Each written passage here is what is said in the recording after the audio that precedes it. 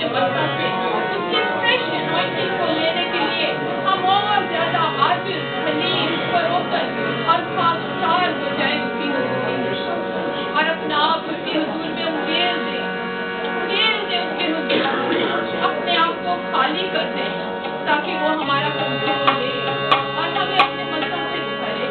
तेरा शुक्र हो जलाल।